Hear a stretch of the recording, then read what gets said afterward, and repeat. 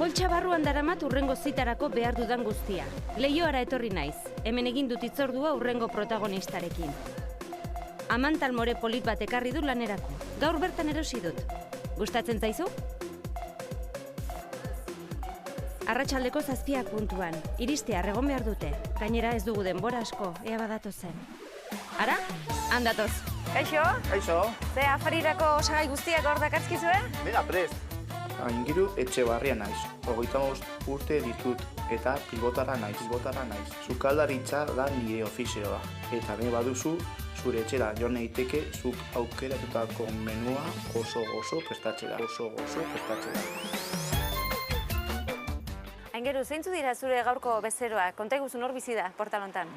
Guillermo, oin dela 6 hilabete gutxi gora bera, egin lehen aldiz zoukukin hau, eta oso ondo egon zen. Gaur berriro egingo dugu afaritxoa, bere gustukoa den. Eta zenbatentzako afaria prestatu behar dugu? 4, 2 pareja dira, bi bikote.